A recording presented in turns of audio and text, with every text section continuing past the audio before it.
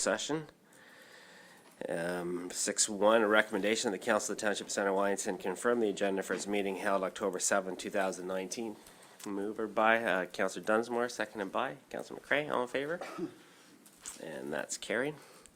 So today's budget day. 8.1, our Managing Director of Corporate Services and Treasurer, Dan, is going to go through our preliminary capital forecast from 2020 to 2023. Welcome, Dan. Thank you, Mayor Linton.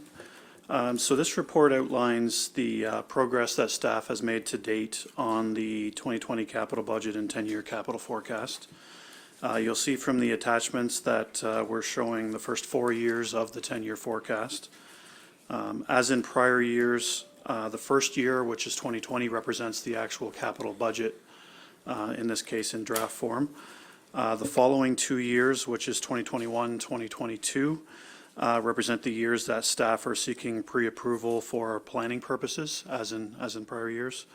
And then the remaining 7 years, once available, will become the forecast for information purposes. So in this report, we're showing the first year of that 7-year forecast, which is 2023. Once we get to the full 10-year forecast, you'll recall from previous years that the last year of the 10-year forecast, which is 2029, is basically shown as an unfunded year. And that represents a culmination of projects that don't fit within the first 9 years of the forecast, but aren't necessarily to be funded in the 10th year either. They're there for information purposes so staff can keep track on them going forward. Attached to the report, Mark will go through these in a few minutes, but attachment A represents the first 4 years of the 10-year forecast as drafted last week. We're not going to spend too much time on 2020, given that most of those projects were discussed at the September budget meeting, but there are changes that have been made since that September meeting with Committee of the Whole, and they are outlined in attachment D. So if you take the draft capital budget you saw in the September budget meeting and compare them to the changes shown in attachment D, you'll end up with the 2020 draft capital budget that's included within this document. Attachment B represents the bridge and culvert forecast for 2020 to 2023, and that lines up with the bridge and culvert shown in attachment A. It's just a different way of looking at it, and it's similar to how we outline it in the budget book once it's published. And then attachment C is just a high-level look at the capital projects by subcategory, as well as the funding outlined for the years 2020 to 2023. So with that, Mark is going to lead us through the Appendix A, and we can take questions from the committee as, I guess, by section. Okay. Okay, so as Dan mentioned, we'll do a similar approach to what we did back in September, which is just to go through this section by section. I think it's a good way to break it up. Again, I'll just reiterate, as Dan mentioned, hopefully the focus of today's meeting is more on the pre-approval years, 2021 and 2022. As we discussed 2020 about a month ago. So I guess we'll start off with the first section, which is studies. I'll just highlight, I think the big project that's kind of sitting in there in the 2021 and 2022 years is the Stormwater Master Plan.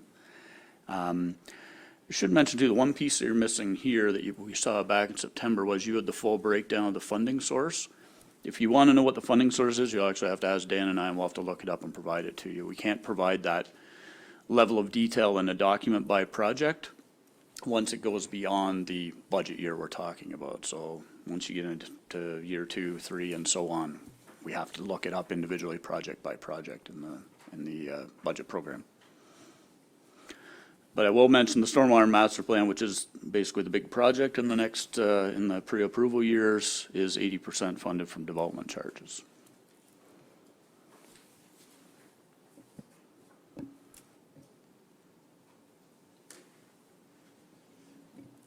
Questions from Council? Councillor Kittrus? Thank you, Mayor. I have a question about the update corporate strategic action plan. Why, what's that about in 2022? Like, why do we need to spend $40,000? Yeah, so those are the funding identified, so similar to what we've done the last 2 terms of council, we brought in a facilitator to help prepare that, as well as do the public survey, as well as do the publications afterwards of preparing the documents we handed out last week to communicate out to the community. So lunches, meeting halls, facilitation, pulling all that together. So we do it in the last term of council, because we start that process prior to the following budget year. So sorry, can I ask? Yeah, follow on, yeah. So this is preparing for the next term? Okay. Okay.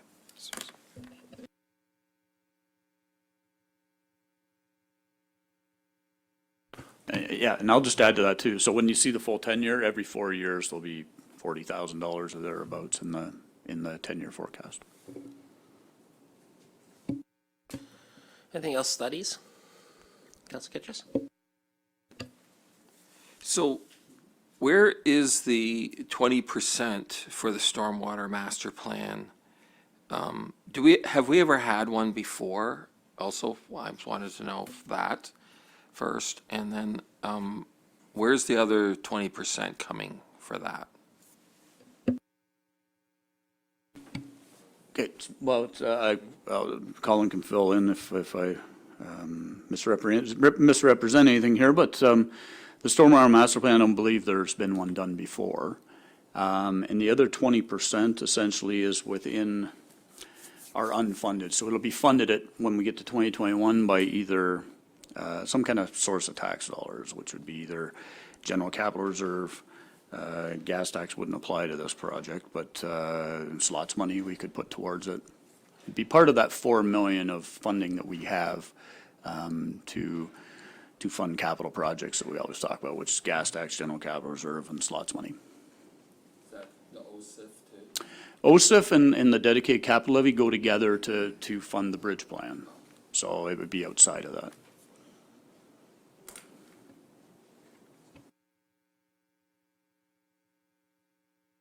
Councilor Kitchers?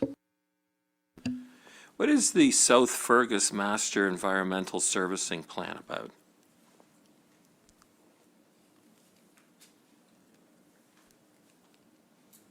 Start. We budgeted in 2018, I believe, for sort of the early part of this South Fergus Master Environmental Servicing Plan. It's the engineering, traffic, stormwater, water and sewer reports that are required to get the South Fergus secondary plans off the ground. We have a secondary plan requirement that's set out in our official plan. So we budgeted, I think, a total of $375,000 back in 2018, and this is to continue on with that work. So just to follow up on that, so what does that all include? Like, what will that, at the end of the day, what questions will that answer? Well, for the south end Fergus lands, there's some pretty major trunk sanitary sewers, road locations that need to get determined, identifying the natural heritage features and wetlands, environmental constraints, and overall stormwater management strategy. So I think probably about, we estimated about $750,000 in total of work to be done for that.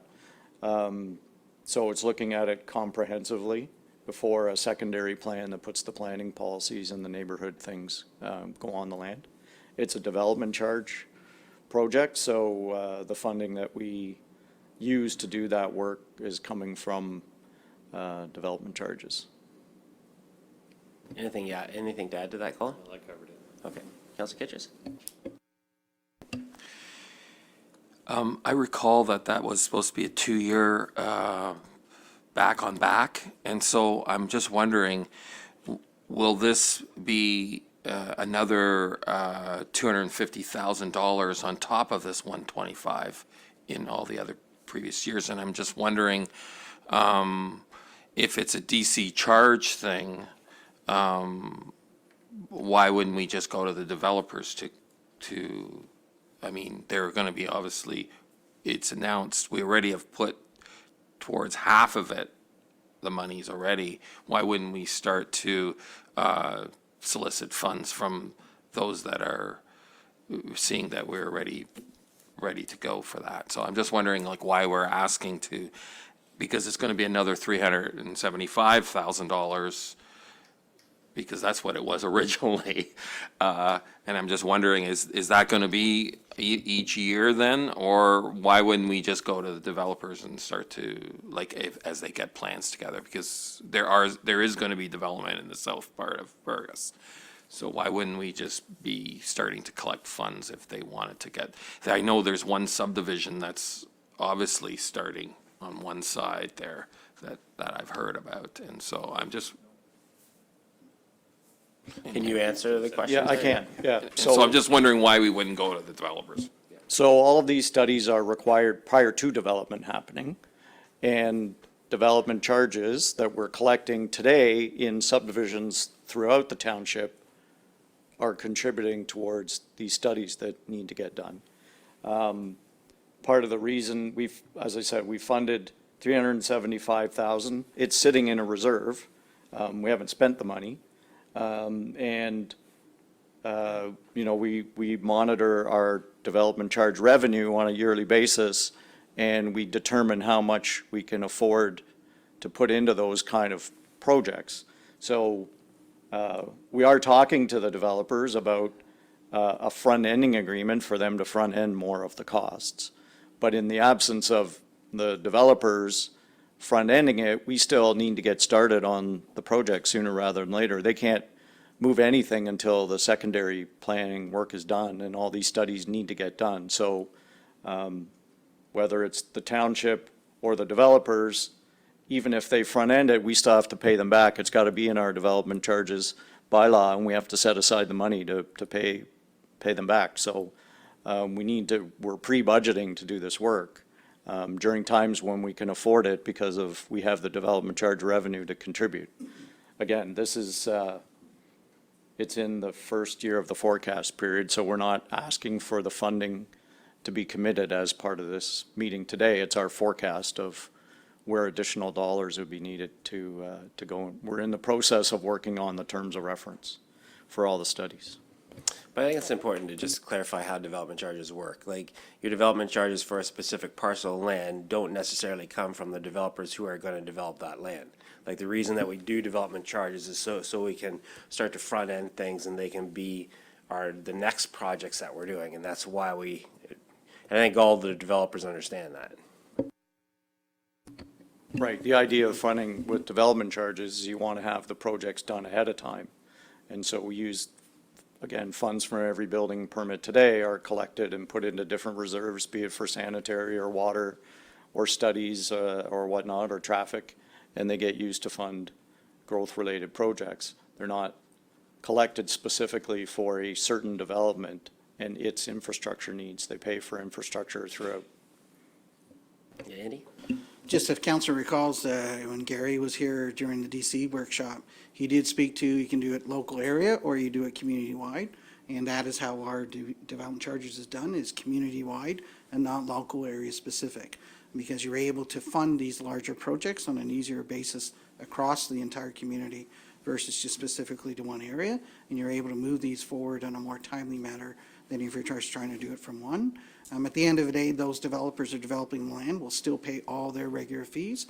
They'll contribute a bit to this, but they'll also contribute money towards the next secondary plan that's happening in the community. So at the end of the day, they all pay the same amount of money. Councilor McCray? Thank you, Mayor Lynn. Mark, what is the Culture Action Plan update? So if you recall, when Pat did her Parks and Rec master plan, there were some components of the culture looking towards it, but we did do a cultural master plan, I want to say 3 or 4 years ago. And as part of Pat's master plan report, there was an attachment saying how we're doing and where we're at in those statuses. So we are moving through those very well. And then, so this will be another, go back out to the community and see what the next set of priorities are to be able to work within the community. Councillor Kitchus? If I could make a request that when we do this open house about key township projects, that we actually explain how development charges are to the public, because I don't think the public is really aware that, of how those things are financed. They're thinking that the developer is paying for the development in their area. That is, I will say that almost 100%. That's what they think. And it would be very clarifying if you explained how development charges are done so that they understand how that works. That's just what I have to make comment about that, because they also, it would be clarifying if you could explain how the billing works for the specific developer for that area also, because it's just confusing, I think, for the public. It's confusing for me. Correct. And we can add a couple of slides to add to our presentation. We're actually just drafting some of it today as we're speaking, going through. I think, I would agree with you. I think the challenge for people is they hear local service policy development, which is the developer building their actual development. And then there's the DCs that contribute to everything else community-wide. So we can spend a couple minutes at our presentation to discuss that with the community. Councillor Kitchus? Can you clarify for me about the development charges? I wasn't, I was there, but do the rural residents, are they paying a different rate because of their rural, or is this generalized one, meaning that they have to subsidize some of the urban? I just want to know that, clarify that. Dan? Through you, Mayor Linton. So DCs are broken down by, from a residential perspective, by property type. So there's a fee for single detached, apartment, other multiples. But when you're looking at urban versus rural, every DC paid across the township pays the rural perspective, which is roads, fire, parks and recreation, administration. Once you get into the urban serviced area, added to that is the water and wastewater charge. So if you're building outside of our serviced area, you do not pay the water, wastewater DC. We also have a partial exemption in our DC bylaw if development is happening within the downtown core. We're promoting development in the downtown core, so they are exempt from water, wastewater DCs currently.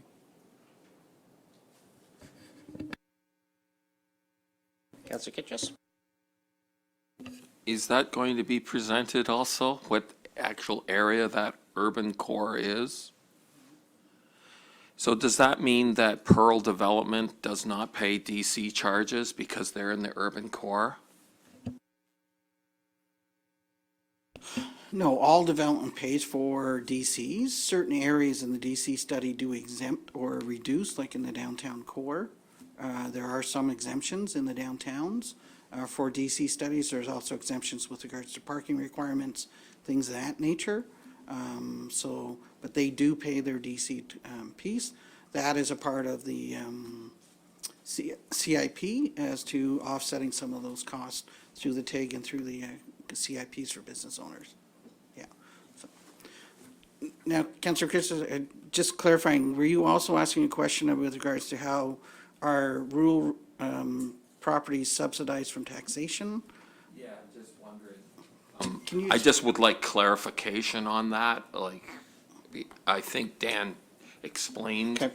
the way the rates are done, so that's fine with me. Okay, on to corporate. Okay, for corporates, the main item I'll point out there is the asset management implementation. The funding for that item is actually from the service delivery modernization grant we received earlier this year.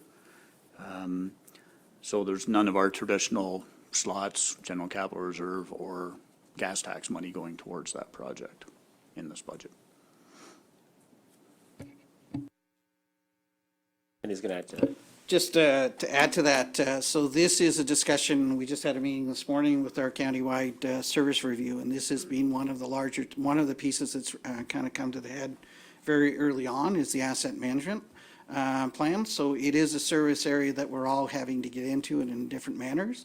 So this is one of the areas that we're already discussing, and we're discussing before the announcement with the province about sharing similar software or same software, sharing resources, looking at it, is there a way that one or two of the municipalities can be having the staffing that would help provide that service out to the other communities. So that is why we're looking at using the modernization money and looking to support.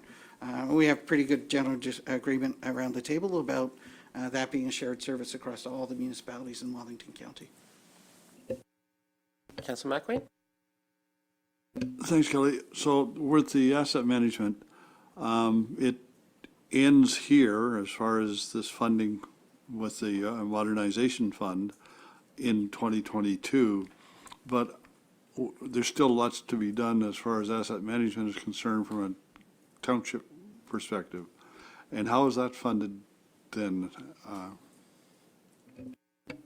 Dan, take it. Through Mayor Linton, we're trying to set up ourselves so that we have the tools and resources available to do as much of this in-house as we can.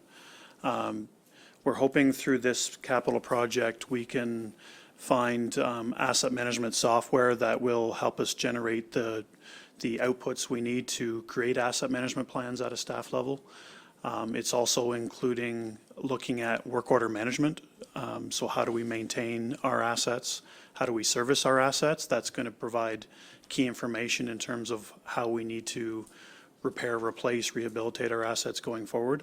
So I guess the short answer is, going forward, if we get the tools in place we're looking to get in place, this will allow us to just have staff time and availability and resources to be compliant with the regulation going forward. Councilor McWayne, follow on? Thanks. Is there other asset management stuff, that's the scientific word, stuff, happening at the same time as this that is being funded elsewhere, right, as we go forward over the next 3 years? Through Mayor Linton, yes. A big piece to asset management planning is ensuring that your asset data is kept up to date and it's accurate. So something that we've been doing for a while that feeds into asset management planning are condition assessments. So bridge condition assessments at a minimum every 2 years. We do road condition assessments. We're doing a facility condition assessment. That is key to having the data that can feed into an asset management software and generate results. So that's something that we will continue to rely on other expertise to do these condition assessments going forward, and we need to continue to do so.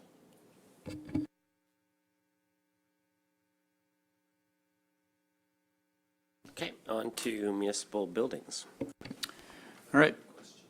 Sorry, you want on corporate still? Councilor Kittrus? The new photocopiers, do we not, is that just one or is there several there? And do we have any leasing programs so that we don't need to always buy them? I believe they're replaced every 5 years, and we actually fund it from a loan from reserves. So they're repaid annually from various departments that get a new photocopier in the operating budgets or in their operating budgets. What's been done in the past is, as the new photocopiers are due for replacement, we sit down and look at our alternatives at that point in time. So when it was done for 3-4 years ago, it was determined that it was best to do a loan from reserves and buy them.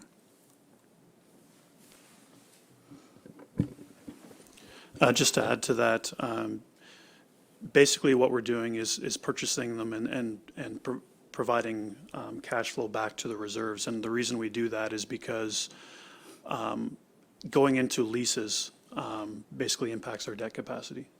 So we try to avoid leases unless they're heavily financially favorable to us. So in this case, we're purchasing them, borrowing from reserves, and then paying it back so that it doesn't impact our debt capacity. Councilor Kitchus? The records management system, is there is that the complete cost for that? And what exactly is that just software you're talking about?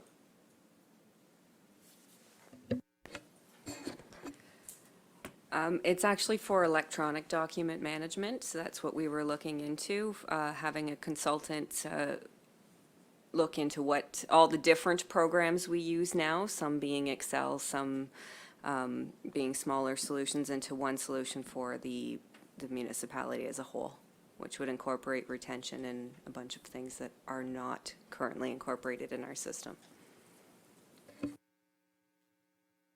So that's not software, that's a consultant?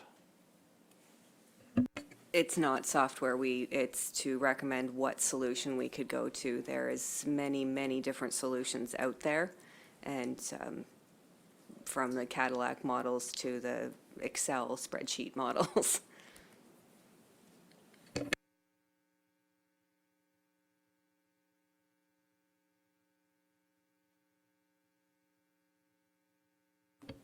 Okay, municipal buildings.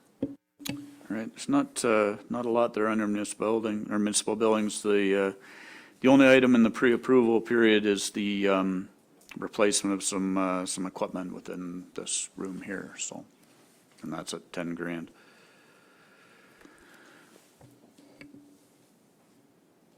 Councilor McElwain? Thanks.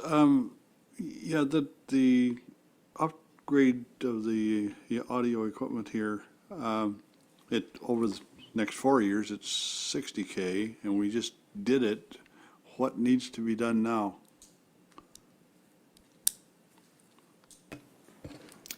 We just recently replaced the microphones. There is a lot of equipment used for the linking the whole system together, so the visual portion of it, the cameras weren't done, the TVs. If the system is still working fine, obviously we wouldn't replace the TVs. There's a number of components in the basement for recording for Cogeco as well as the live stream as well that haven't been touched since its implementation. But, follow on? It's only been 2 or 3 years since it was implemented though, so I find it hasn't been it's within this last term. I can't remember exactly when it was. And so it just seems to be awfully soon. I wish I could afford to change my audio video equipment every 2 or 3 years. It just doesn't happen. So just let's confirm with the year, because I think it was at the beginning of last council. Yeah, we actually had everything installed prior to the last term of council, so we actually used it for the entire term of council. And so what you see here is now it's going to be that last term of council and pretty much this full, so it's 8 years that we'd be looking at for some of the replacement. Recognizing that part of it is also the fact that how we're live streaming and the firm that we use to be able to do that live streaming, as they upgrade their systems, we have to meet to make sure that we're following up with theirs so that we can properly live stream and get the sound and everything out to the community.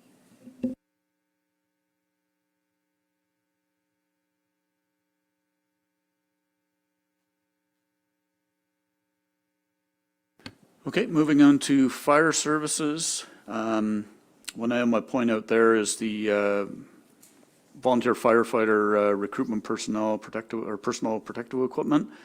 So per the master plan, the plan was to hire another 6 volunteer firefighters in 2022. So this is actually the personal protective equipment to outfit those 6 new recruits. So this would take the complement of volunteer firefighters from 66 to 72. And the funding for that 39,000 is actually 100% DC.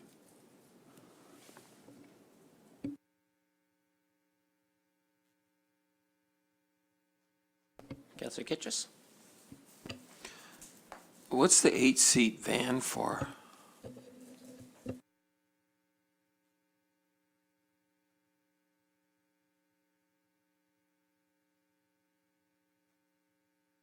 Welcome, Chief. Through you, Mr. Mayor. The 8-seat van is to transport staff, whether it's to training sessions, large fires.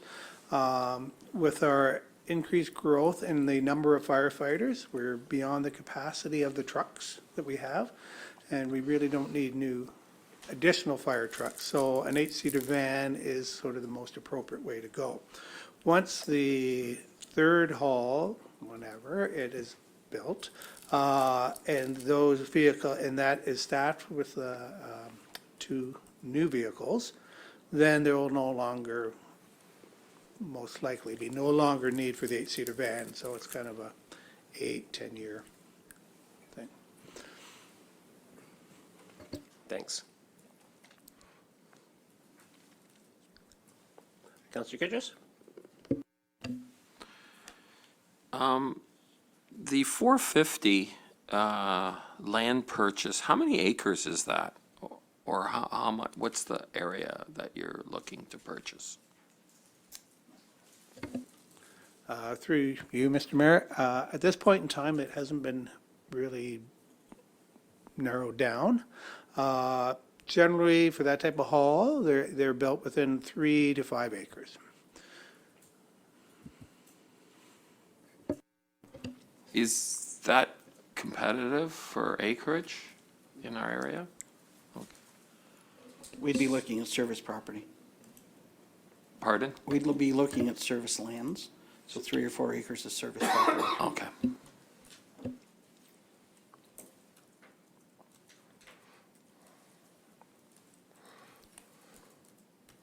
Counselor Kitchus?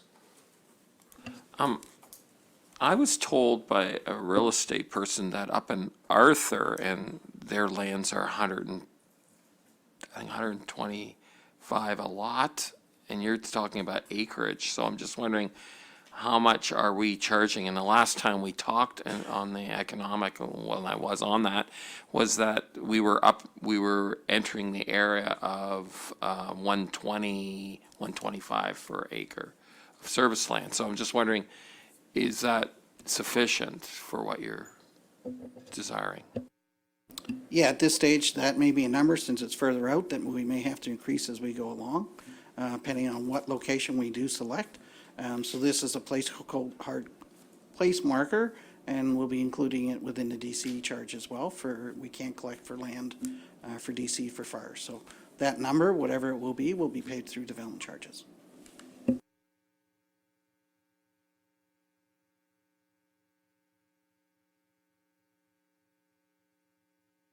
Okay, health services? All right, health services, not a big category, but there is an item proposed for 2021, which is at Bellside Cemetery. This is based on the master plan that was done a few years back. Plantation area development, old divisions A and B.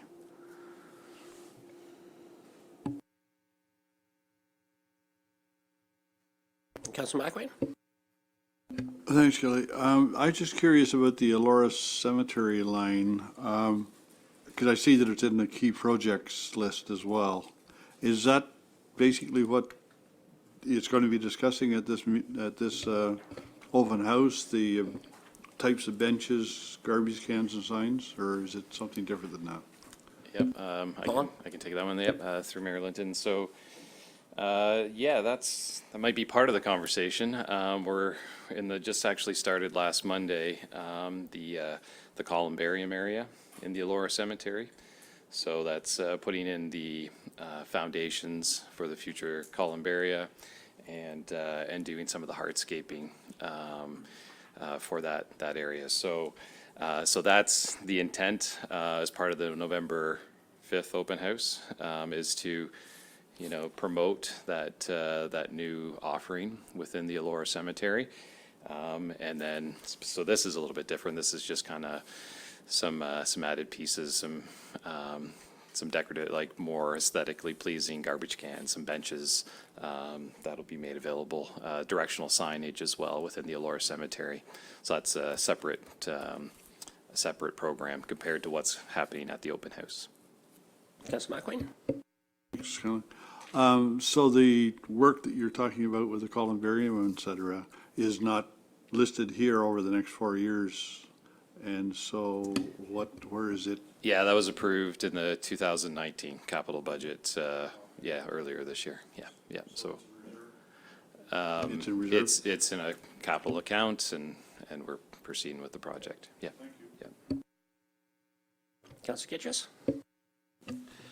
I was wondering if there's some special garbage cans that prevent people from putting garbage in the garbage cans, like their own garbage, like citizens. Is there any kind of garbage cans with locks on them that stop people from putting garbage in the public ones? Yeah, it's a struggle in the downtowns in particular, and some of the parks as well. In the downtowns, we do try to really limit the opening, so someone can't put in like a full bag of large bag of garbage. If they took a small shopping bag, they could probably still shove it in the garbage can, but. Yeah, definitely in the downtowns, we have the lid on the garbage cans that we have in the downtowns. Limit the bag size. It also keeps the water out of the bags as well. It kind of sheds the water off. But yeah, I don't know if there's a perfect solution for that one, other than just really limiting the opening size to really small bags and cups and that sort of size refuse. Yeah, Andy? Just my experience is that every municipality struggles with this. If you put those containers out that limit, I can guarantee you the folks will just bring their garbage bag and put it beside. As waste management, collection, and fees go up, then people are looking for alternate free ways to be able to dump their garbage, and they will dump it at the garbage can beside it if they can't fit it in. And I know we went through a number of years down in Guelph whereby we were, the scrap yards and metal yards and places like that were coming to council because they were getting things dumped off in the front of their properties and saying that wasn't for them. It's just facts people weren't able to take them to the landfill, or it cost them more money, so they just jumped them off the car and threw it wherever they could to not have to deal with financially paying for it. I heard a few weeks ago, somebody dropped off 20 bags of garbage at the thrift store by A.O. Smith. Councilor Kitchus? Do we have anything in the bylaw about that? About our bylaw officer? Because what it is I'm just getting complaints about the garbage, and so I'm just saying, like, there's some way of monitoring. I know as somebody in a rural property, they throw their garbage on my property. Colin? Yeah, I'm not sure about bylaws, but, quite often people throw out junk mail and it has their address on it and their name. And so we've had some success in the past. It's not a great job, but sifting through the garbage that's been dumped, typically on a rural road, kind of sifting through and actually tracing it back to the source, and just kind of knocking on the door and having a conversation with the person that actually deposited the garbage. Usually a very awkward conversation, but that's been our approach in the past. It hasn't happened very often, fortunately. Yeah, and I know Matt just responded, and I can't remember which councillor was it to you, Councillor Kitchus? The challenge being is it's two-sided. We will try to limit the amount of garbage containers if we can control it that way, but then we get the phone call from the parents and the soccer kids and that saying we got nowhere to put the debris with the orange peels and the soccer stuff and the ball stuff. And just adding to Colin's point, the challenge in the parks is then staff are going through containers full of dog poop.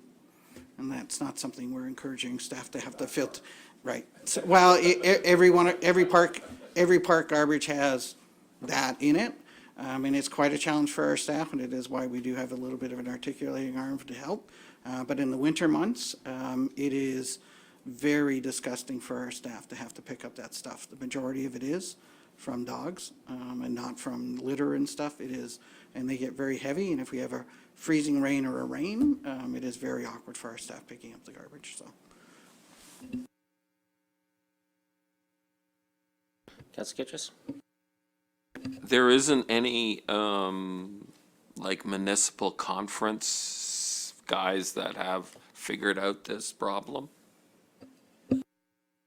I can tell you, I've been doing the Parks and Rec piece for 30 years, and I can show you parks where they have fully, like the full high-end commercial, with, only the can or the bottle and a little one for garbage. And I can show you parks even down in Guelph that I can drive by, and they're just full of garbage bags all around it. And we don't pay for garbage, it's in your taxes. In rural areas, you're actually paying per bag. And there's still litter in park systems because people are too lazy to take it somewhere, unfortunately. It would be, if we could solve this problem, we would make a lot of money to other places, Councillor Kitchers. Transportation, Public Works. Okay, the next section is basically the bridge plan, so the capital levy OSIF funded projects. So I'll point out a couple of changes from 2020, which are noted in attachment D, but the bridge repair and remediation project was 61,000 when we met back in September. That's been increased to 85,000. Pre-engineering for bridges for 2020 was 149,000. It's now 195,000. And the Fifth Line Bridge 4E was in 2020. It's now been moved to 2022, and it was in 2020 115,000. That estimate was increased to 190,000 for a total cost of that bridge of 590, because we funded 400,000 in the 2019 budget. And Victoria Street Pedestrian Bridge 1-EL repointing and bridge lighting, we funded 350,000 in 2019. This is a further top up of 250,000 to bring the total to 600,000. And I'll just point out the two big bridges that are in the pre-approval period are for 2021, it's the First Line Bridge 24WG. And in 2022, it's the Fifth Line Bridge 16WG. Okay, just before we get into any of these specific projects, can somebody explain how things can shift? Because one of the things that we've been communicating, and I've been communicating it out to people at the town halls, and I know councillors communicate out when a bridge is going to be done. But I do see that once in a while, it's not like before where it could be 2 years out and then it moves to 10 years, but there is a little bit of shifting. So can somebody explain to councillors why that happens? So that we can tell citizens, we said 21, it's going to be 22, for example.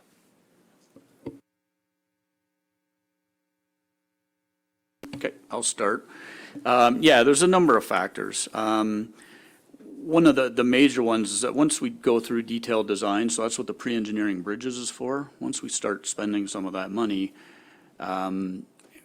we get more detailed estimates. Our cost estimates improve. There could be a major thing that was missing in the initial budget that was done for a bridge, or we may actually budget too high on a certain project.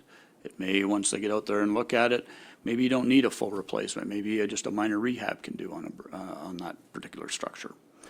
The other thing that's kind of changed or created a bit of an issue here too is it looks different from the 2019 bridge plan because back then we thought we were going to get an OSIF increase in 2020. With the new government coming in, they basically said the OSIF program's under review. So you'll recall back in our June meeting, we asked for council's approval on using an estimated amount for OSIF for 2020 and forward in our bridge planning based on what we got in 2019. We still don't know what we're getting for 2020 yet. I think Dan followed up a couple weeks ago. And we just got a standard response saying all municipalities will be informed when, once the government essentially comes up with the funding allocations for next year. So that had a bit of an impact as well. The opening balance, if you look at the bridge plan in attachment B, I think it is, you'll see there's an opening balance there, which essentially is unused dedicated capital levy money and OSIP money from the year before. That can be impacted by the awarding of tenders in a certain year. We're never going to get an estimate bang on to the dollar. There's always going to be a variance, and that variance will flow through that opening balance. Let's see if there's some other issues here. And obviously, we're always getting updated information through our bridge inspections that are being done every couple of years. I assume some of that information flows in kind of piecemeal too as it's ongoing. So as we get that information, it's obviously going to change the priority listing of certain bridges within the bridge plan. And I'm not sure if Colin has anything else to add. Yeah.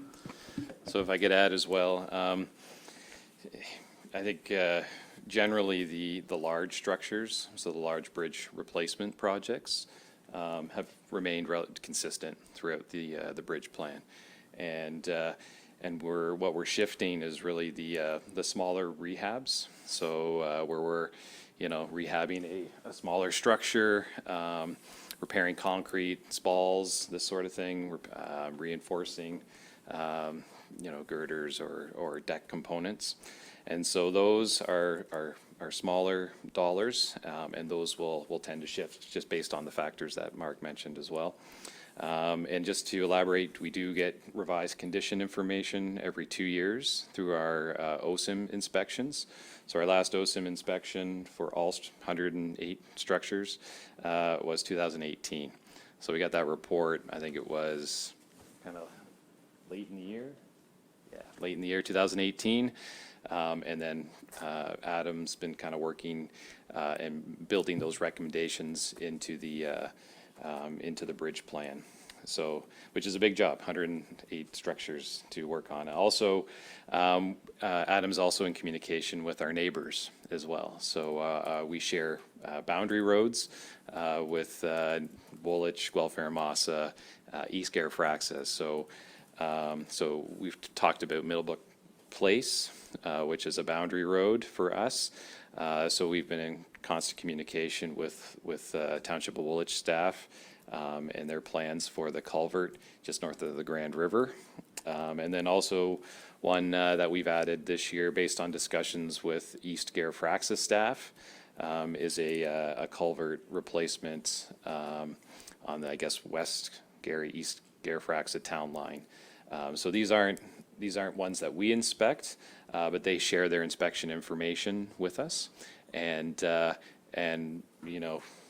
they request, we're 50% funders for those projects. So at their request, we've placed those into the bridge plan. Okay, thanks. That helps a lot. Councillor Kitchers? The pre-engineering you said that's the 195 on page 7. So that's for 2021 and 2022. Is that right? Was there pre-engineering for the 24P third line bridge? How much was that? And when was that done?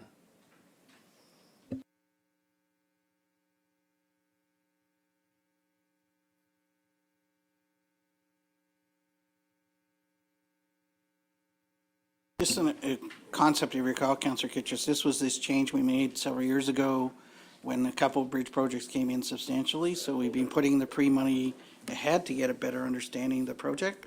So typically we've been putting somewhere between 100, 200,000 per year, depending on what the projects were coming forward. So, but as they're working on that, I'm just covering time. But that's traditionally what we've been trying to do to make sure that when we give you those 2.2, the bigger bridges, we have a better understanding and the approvals are completed in time.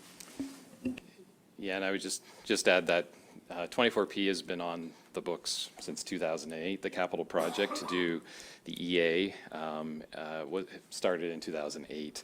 And when we finished the EA, oh my gosh, I think it was 2014, there was some money left over in that account. And so we continued on with the detailed design using that remaining funds in the capital account. So I'm not sure if it was, I don't think any of it was funded out of the previous pre-engineering accounts, but. Okay, so, yeah, we can provide maybe. Councillor Kittrus? Well, if it's prior to 2014, I don't recall. I have pretty good memory about the pre-engineering. So if it's prior to that, then I wouldn't know anything about it because I wasn't interested in it. But I do recall that this bridge was out 10 years and now it's like right now. So I'm just sort of I'm wondering what that pre-engineering actually is and whether is that still valid, that pre-engineering, or is there new requirements, environmental and all that for that structure? Yeah, so the pre-engineering for 24P is done. So what we would do, like all permits, approvals, detailed design, it's done. So we're ready basically to go to tender, upon budget approval, of course. So that's kind of our plan, subject to budget approval. Our hope is that we'd be tendering this in January to get good pricing.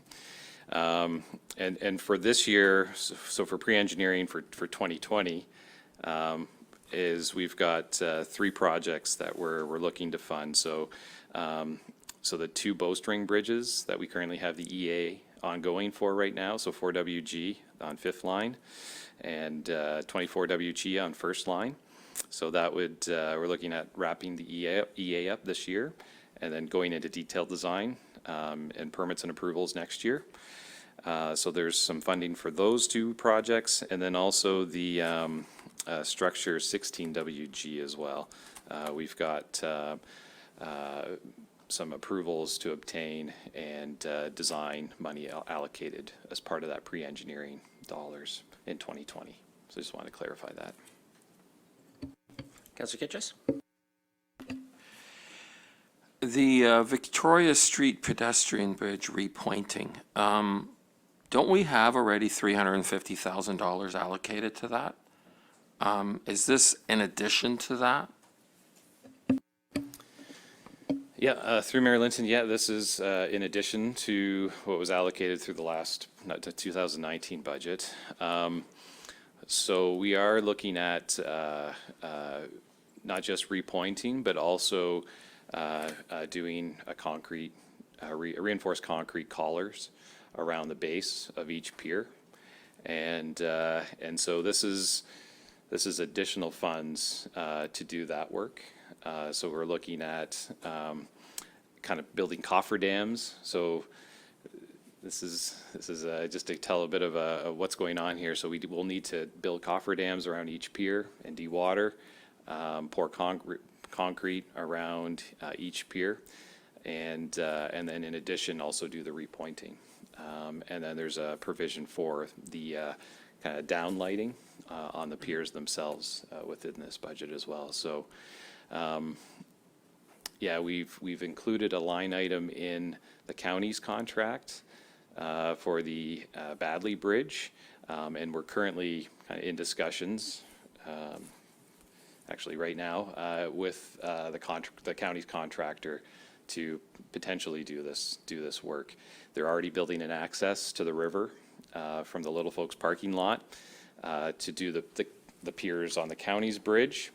It seems to make sense if they were going to do that work to get access and build those piers that they could head downriver while the water levels are low and do the work on the Victoria Street pedestrian bridge piers as well. So it's a bit of a work in progress at this stage.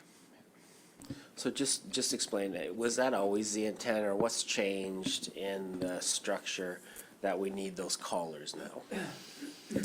So, excuse me.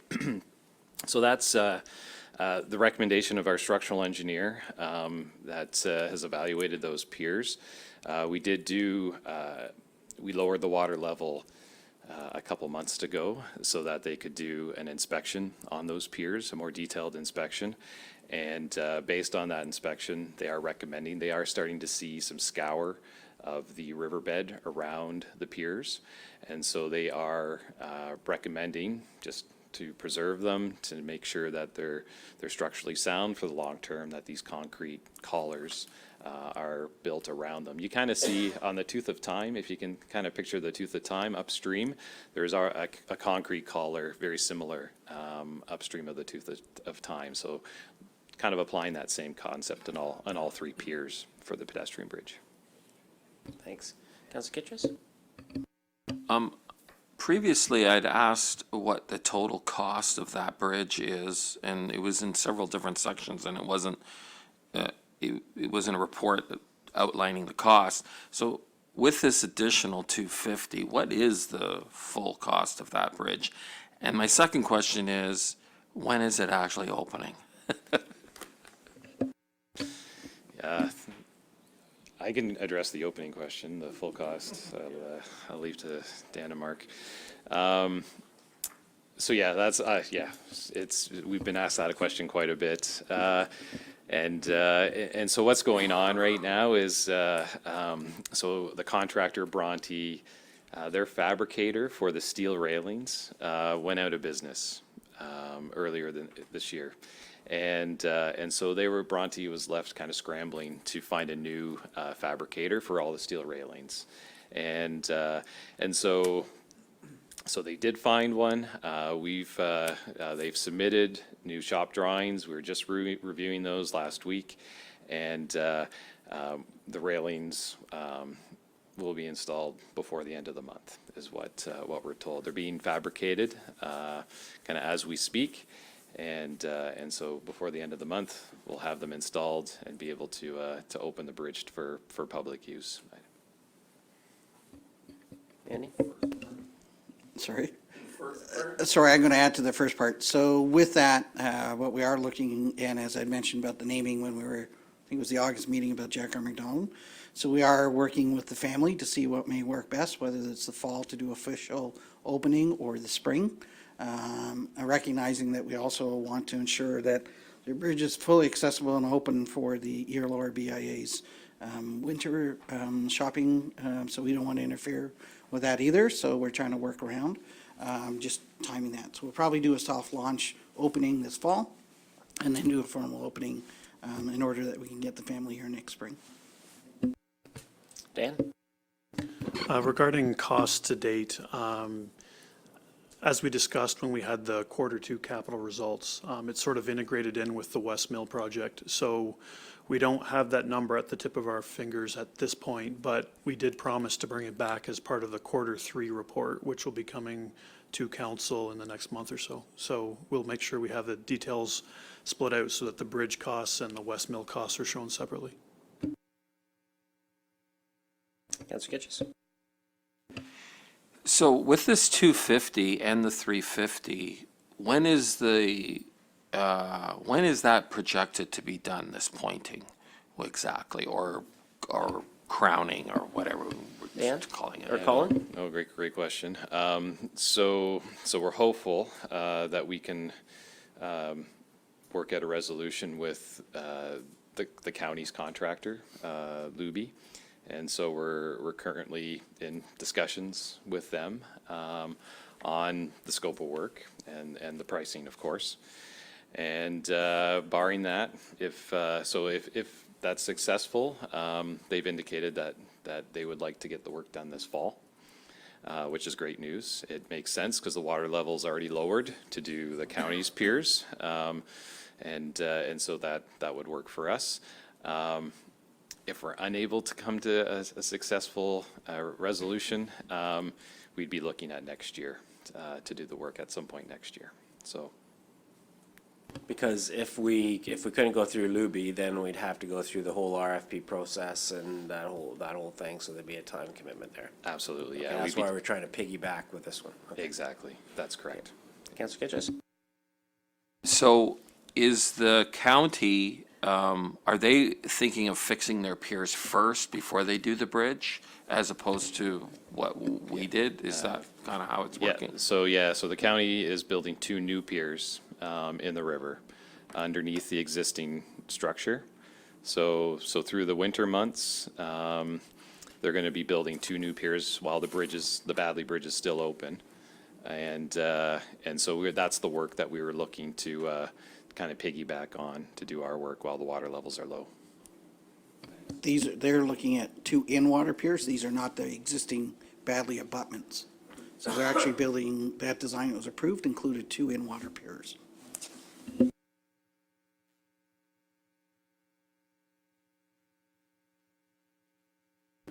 Okay, next section is Public Works Other.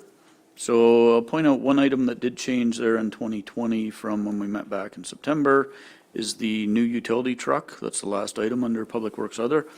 The cost estimate has increased on it from 100,000 to 140,000, and it is 100% development charge funded. I'll also point out the large item there that's in 2021 pre-approval column is the corporate operations facility. So we're currently undergoing the space needs assessment. And I assume out of there would come a review, an updated cost number as well, or are they trying to, maybe Colin can speak a bit to that one on the status.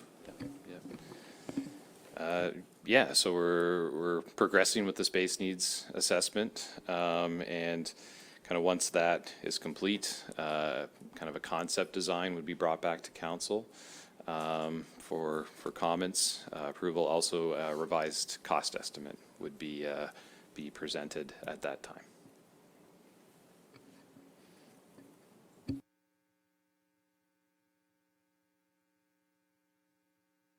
Councillor McLean? Couple of questions, I guess, related to the same topic. First off, the space needs assessment could potentially come back and say, you have enough space, you just have to add a couple of bays to existing facilities? Or are they directed to say, we want a new operations facilities and tell me what it looks like? Yeah, through Mayor Linton. So we've provided some high-level guidance, basically looking at consolidating our water services, records management, IT, engineering, and administrative functions for infrastructure services in one area. And then also looking at options in terms of kind of vehicle and equipment storage, whether it's indoor heated storage or outdoor storage, material storage as well. And so in terms of that, we're looking at, are we going to sell off all our buildings or keep some and make it a smaller expansion? Those are some of the options that we're looking at this time. But it's fair to say, Colin, that staff have identified that this is an issue and a need, and that's why we're doing the space assessment. If we thought the status quo was an option, we wouldn't have to do this project, though. That's right. Yeah, we've got 2 facilities, specifically Queen Street and the Fergus shop, that are kind of end of service life. Particularly the Fergus shop requires a lot of.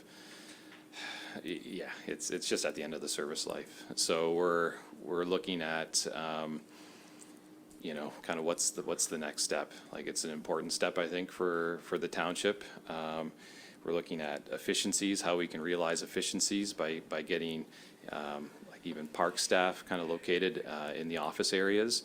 And so, this is all going to be kind of coming back to council in a proper package that includes some costing as well. Councillor McLean? So a follow-up, Colin, just based upon your own comments a couple minutes ago, is what we are going to do with existing facilities.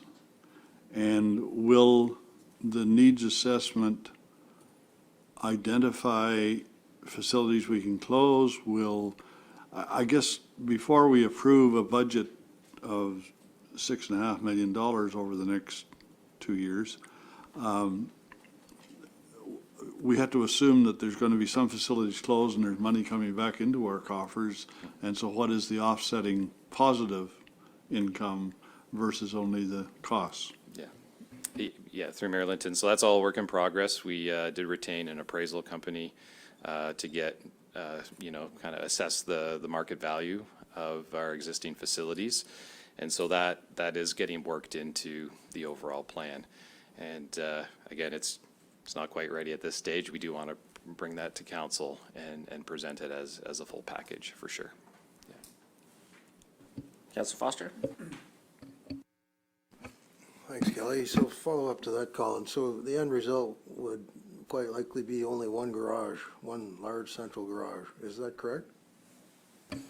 Not necessarily, no. We're looking at a full range of options. And it may incorporate 1, 2 of our existing facilities. Maybe there's some off-site storage that we would continue to make use of. We know, like the Queen Street shop contains well F1 and the reservoir for F1. So we're certainly not going to divest of that property. But there's a few bays there that we may make use of. We also have if council recalls, a chlorine room expansion that if water services staff and their equipment are generally leaving the Queen Street shop, we were always picturing an addition to that facility for the chlorine room. It may make sense to take part of one of the bays and do the chlorine room expansion within one of the bays that's vacated. So we're right into the details. We're looking at a number of different options, and we're looking at bringing that back to council. But this line item used to be called the centralized operations, and there's been a change in the mindset, and we're taking much more practical view of how operations should happen in the future, right? Yeah. We've always thought, in order for efficiency, we need an east and west presence. We feel for efficiency, need to maintain the salt dome out at West Garifraxa. Just, again, it's a large area out that way to have trucks coming back into Fergus to get sand and salt. Probably not efficient. So it's not just consolidating all facilities into one. We're looking at efficiencies. We're looking at phasing options as well. How can this project be phased so that we're not so the financial impact could be lessened. So all that is being analyzed kind of at this time. Councillor Kitchers? How much land is there in West Gary that we have in that? 30. Yeah. Oh, yeah. Okay. West Garifraxa land. It's 18 acres. Thank you. Yeah, Brett mentioned that too. So I don't know why I have 30 in my head, but it's only 18, and I'd say 3/4 of it is agricultural, currently farmed, and the remaining would be kind of the shop, the former kind of admin office, and our salt facility there too. Councillor Kitchens? Was there ever any consideration of that land being used for cemetery in the future? Because we do have some pressures in Fergus, and I was just wondering, I'm not for selling land that we own because it's expensive to buy when you need it. And I'm just wondering, is there any plan for that? There was a lot of talk last year when we had the controversy about the trees and less spaces. So I'm just wondering if there's any use of that West Gary in that approach of what we could use it for. Through Mayor Linton, I don't think the master plan kind of went out that far. Based on the recommendations, we do have enough land within Bellside, within Block D and the plantation areas that are also in the capital budget. I forget exactly what the number was, but it's probably 25, 30-year horizon. So, what the next step is after that, yeah, that would be, the decision was that would be reevaluated well into the future when we're closer to building out our Block D. Councillor Kitchers? But wasn't the ballpark still included in that master plan? It was considered, but it wasn't identified as these are future cemetery lands. It was basically, the township needs to undertake another review well into the future once Bellside's getting closer to, to full capacity. So certainly we wouldn't want to commit to something, I think, that would be that far down the road. So I think at that point, this is maybe the ballpark, maybe it's West Gary, maybe it's some other lands would be considered at that time. You are correct, though, Councillor Kitchers, that it was discussed, but it was not part of the final recommendation. So there was quite a bit of community concerns with regards to that, so I think in the overall master plan, that was not included in the future. Yeah. No. As well for, if you go back to the older Parks and Rec master plan, there was some talk about that, West Gary being used as soccer fields and a sports complex. The feedback we heard in the last one, that's too far out. They don't want to, we want to have that more centralized, so we don't have people just constantly driving in and out of it. We were trying to rely more on trails and walkability within the community for that type of thing.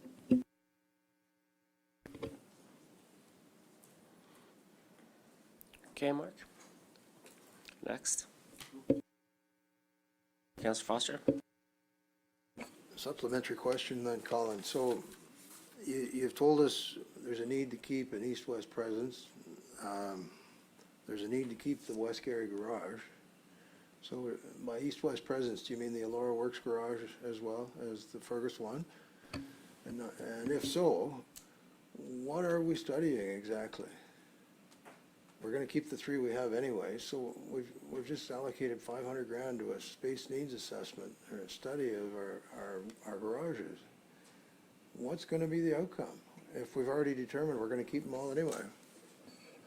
So just to clarify, we have not spent $500,000 on needs space. No, we do not have 500,000. We have 500,000 to get us into a design, detailed design and architectural design ready for construction. The work that we have right now is a needs study, and I don't recall the number for that, but I think it's about 40,000. So that's the needs study we're currently doing. We are looking at all operations from Parks and Recreation. If you recall, there was some funding identified a couple of years ago to replace the shed out at the building shed out at the Sportsplex. We put a hold on that based on this timing and saying, do we want to spend any money on that, or are we better off looking at that being into a facility? The Pilkington facility would be a place that we may not continue to use. We are, years ago, there was a direction to say we were doing a corporate one facility in one central location and selling all other facilities. From an efficiency and from a servicing, that will not work. So that's what we're looking at as to where do we need to provide one main facility for the mechanics and things of that nature, as well as the administration to be able to do, and then a couple of shops probably, whether it's the Elora shop or Pilkington shop or something at the Sportsplex for Parks and Recreation, and then also recognizing that we will need some sort of smaller space out in West Gary, and we're trying to come up with what is that best mix from an efficiency and a cost effectiveness of how we do that. So that's currently what we're studying. We're looking at all those different components to see what will be the most effective, as well as saying, not only what do we need today, but what do we need 20 years from now? So as we start growing, how do we make sure we put this facility that can be expanded to on, so that we're not wasting money today, that we have a good plan on being able to do proper phases that can be expanded cost effectively over the longer term in 10 or 15 years.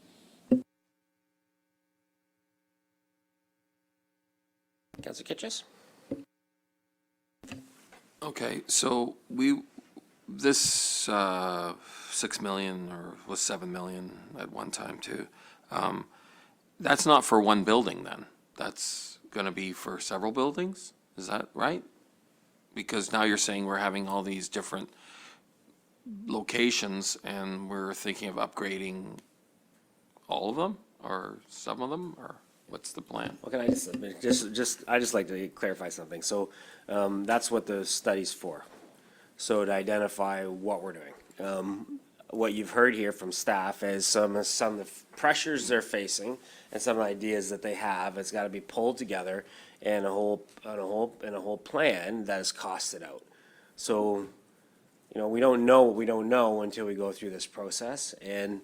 But what is clear is one centralized operation in the opinion of staff is not going to work, but we don't know what else it's going to look like and where it's going to be and what properties or facilities we can sell and what properties and facilities we can buy. That's what's going to come out of that initial piece of the project.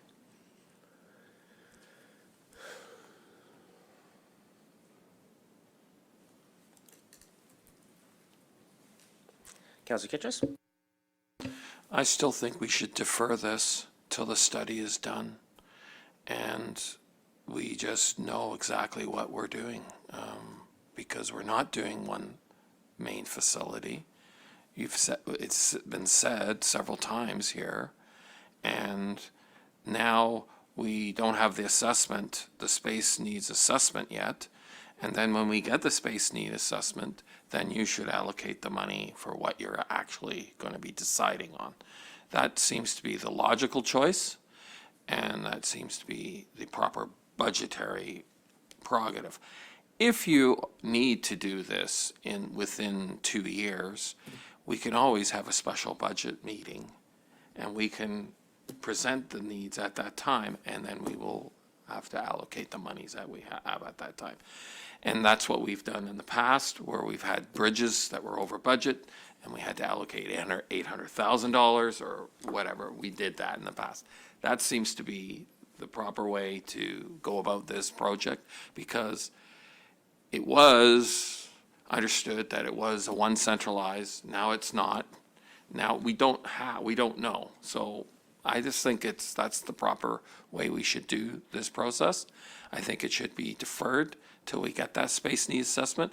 I'm not even sure clear from staff when that report is coming.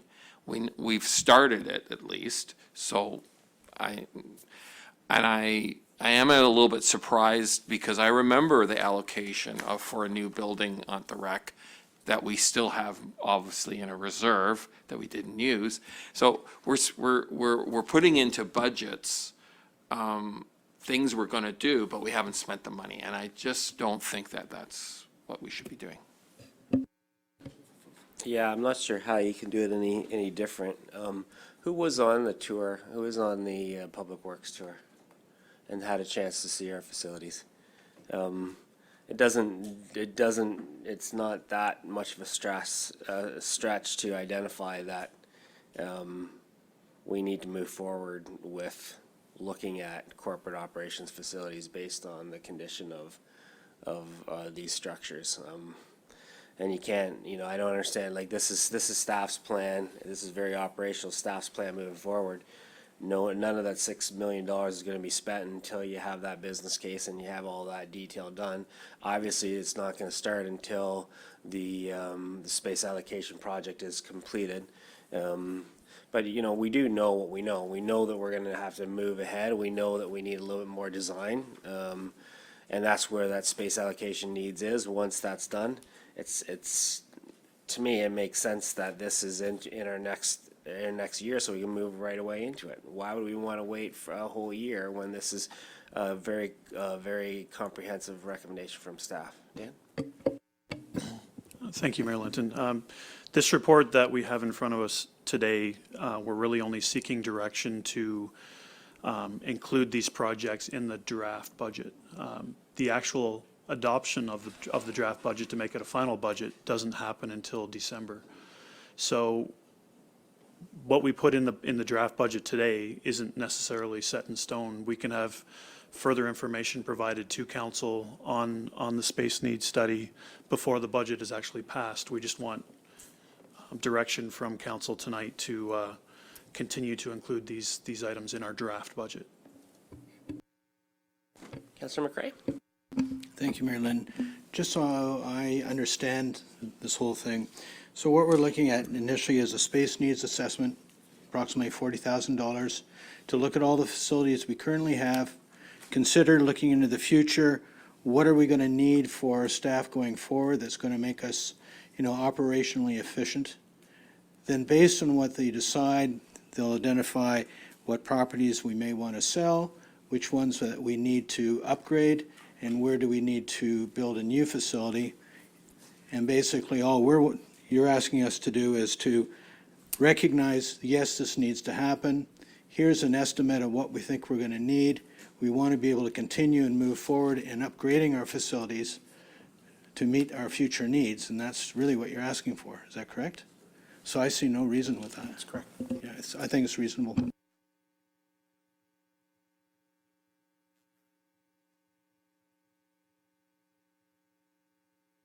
Okay, next section, rural roads. I'll highlight a couple of projects here that are in the 2021, 2022 years.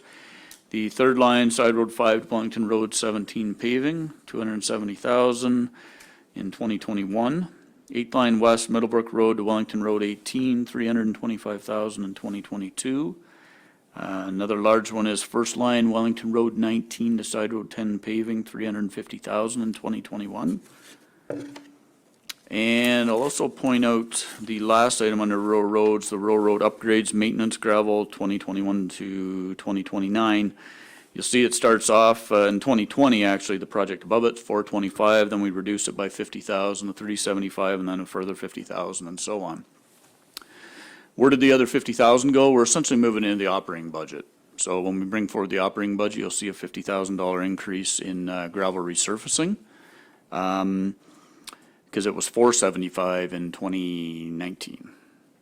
So our plan, our staff's plan is I think by the 9th year, we'll have the full amount of $475,000 built into the operating budget where it should be anyways. Keep in mind the definition of a capital project is typically one time and over $5,000. This is something we're proposing to do every year. Okay, so it's really operating in nature. Councilor Dunsmore.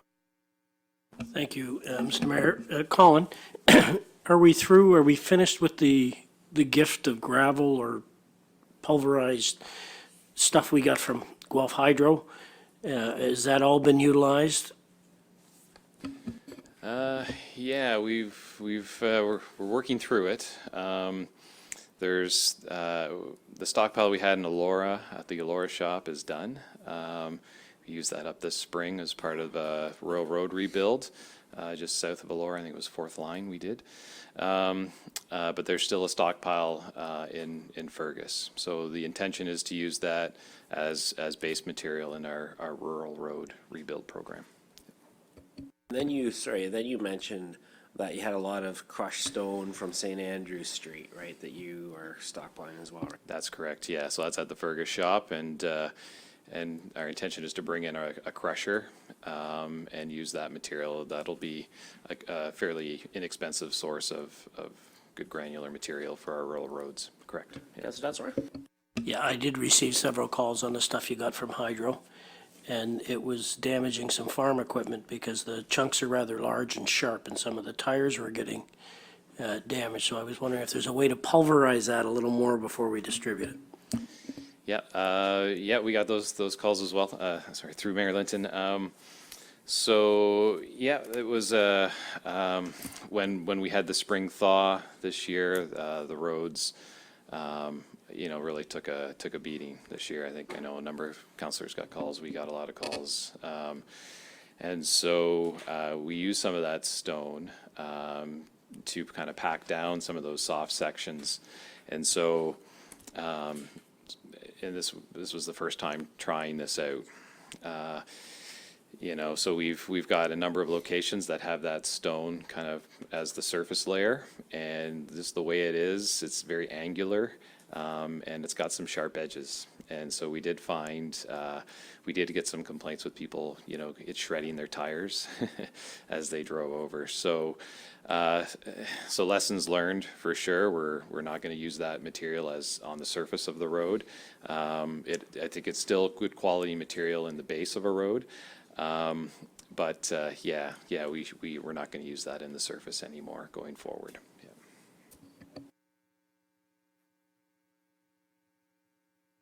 Councilor Kitchus? I'd like to revisit the Middlebrook Road asphalt resurfacing of $1 million.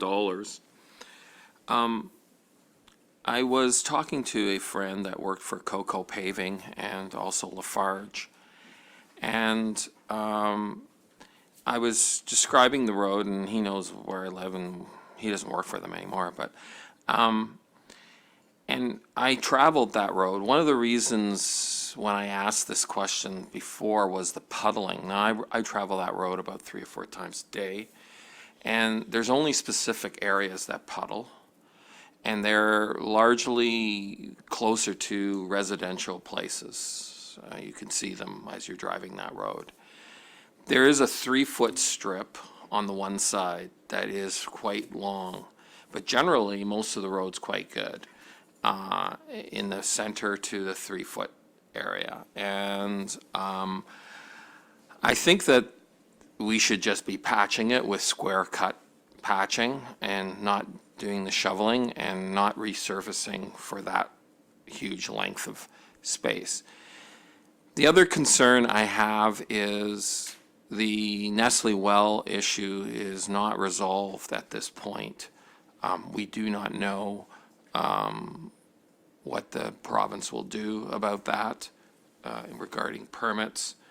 And I think that paving that road, which actually pretty much starts at the Nestle to County Road 7, is kind of getting a brand new road for that area.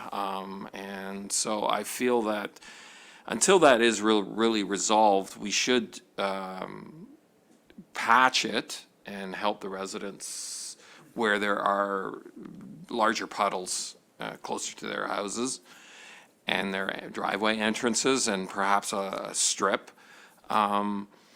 Because I think that we need to sort of understand that if we pave this and the province also gives the permit, we also have areas where we can negotiate with Nestle regarding what we can ask for them. And so I understood while I was talking to a previous councillor, and he said that that was partly what could be happening when we also negotiate. So I'm just sort of thinking in the future that perhaps partly the paving could be a requirement to help with the road from Nestle. And so if we pave it beforehand, we don't have that anymore in terms of to ask for Nestle. So I'm just wondering about fixing what we have there and not resurfacing, because there are large sections, they're like 200 to 300 meters where the road is totally fine. And so it seems resurfacing the whole, like I think it's about 5 kilometers almost. About 3 kilometers, it seems like it's excessive when there's actually large patches where it's actually quite good. So I would like to, I don't know, get an estimate for doing that, patching and cutting sections out, like not patching like what we've been shoveling stuff on there and it keeps on getting by, but actually cutting out a square, because I see that quite often in other municipalities that I drive through. Okay, so that's the part of that regarding Nestle. That's not a staff issue. That's council. So do you want to speak at all to? I mean, how many years was this pushed out? I saw this, and I think 2 councils ago, didn't I? Yeah, this one's been around for a while. Yeah, so, and I think we talked about this a bit last meeting as well. So we've got the rutting condition, obviously, that's holding water. We're not able to to snowplow those sections where it is rutting. We leave, a certain amount of snow. Our plows aren't contoured to deal with that. So we do have some water ponding and then refreezing and creating a bit of an icy condition there. The good news with that, we did do a geotechnical investigation, and the road base is very solid. We've got lots of granular material beneath the road still there. And so, with that in mind, this is strictly a paving project. So we have rescoped the project. We scoped it down quite a bit. We did have a much wider pavement. We had enlarging culverts along the way, but this is strictly a pulverize, add some granular A and pave, 2 lifts of paving. And so, our asset management plan has had this as a high priority project. We run it through that risk calculation like we do all our asset management projects, where we're looking at the volume of vehicles using it, and the speeds, and then also the condition of the road. And this one's always at the top. It's been at the top since I've been here, and we talk about it every year. But so I don't know. I'm not sure what else I can add. That it's a high priority project from staff's perspective. Yeah, no, I think you're just saying what we've said before. I mean, to me, we have staff, we have engineers on staff who do this thing for a living. And I kind of take their word for what projects we need, especially when this is something that's been there year after year after year. So, I mean, that's kind of what I fall back on credentials to do this kind of work. Councilor Kitchus? When this project was previously presented, it started out as $3 million. And so that is why it was largely rejected year after year, because it was a large mega project that had bicycle paths and all sorts of stuff on it. It was the creme de la creme. And so it was eventually lowered, it was eventually divided, but essentially it was presented as doing like a very good job. There was talk about it being, there was all sorts of talks about like bike paths and stuff like that. And so now you've narrowed it down to just paving. So I think that I see it very, very often in other municipalities where they do have the same rutting. They do a 3-foot strip just on the edge where it's needed, and it's not needed the whole length of this road. And I feel that that is probably the most appropriate at this time to do for this road to solve their problem, and also where it puddles, like large puddles where it still holds the water. I think that you could be saving, close to $700,000 here. And I think it would get the job done. And we've never had that option given. We've had the option of the luxury road where they wanted to put these bike paths on, and it was longer, and it was always about $3 million, or divided into 1.5 each.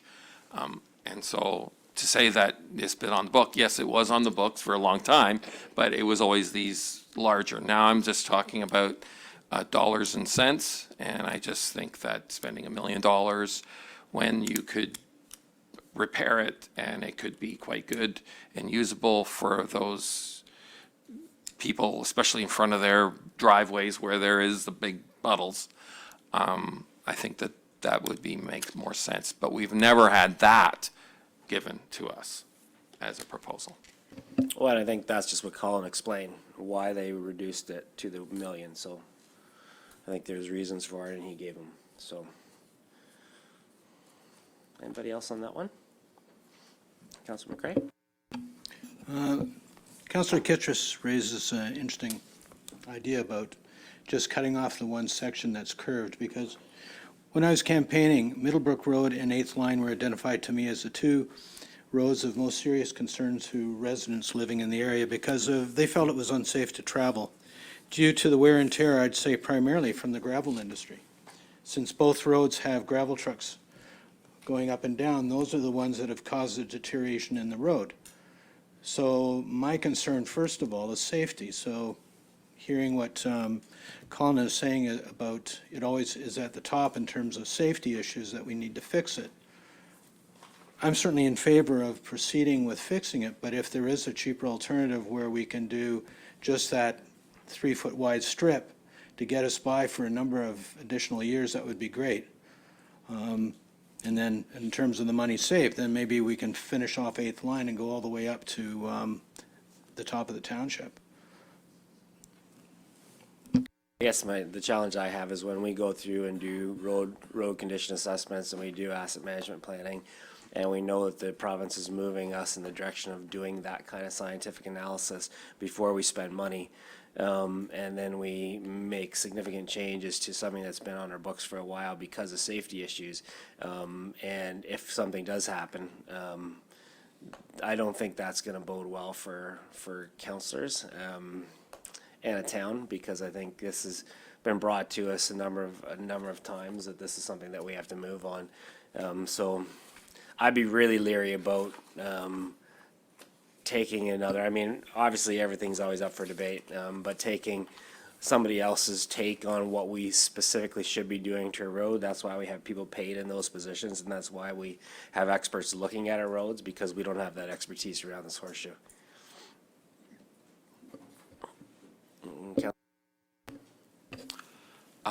I think we do have the expertise around this horseshoe. I think that the staff here are very qualified to make decisions. I'm just saying that other municipalities, they choose to do a 3-foot patch, and they're obviously thinking about their budgets, and they're doing it, and this is exactly what we're doing right now. So I'm just saying that perhaps we could get and look at those and get a cost for those, and they would do the same job, but we'd be saving that and be able to do more, as Councillor McCray just said, more roads. And I think that that's very reasonable. So that's what this debate is about. That's what this discussing this is about, and that's why we come together, because we have inputs that we put in, and we want to get the best bang for our buck. And so I would say that I do believe that staff has the skills to determine that. I'm only saying that other municipalities choose not to repave the whole and resurface the whole thing. They plan to just surface what is the actual defective part of the road, because a lot of the road is still quite good.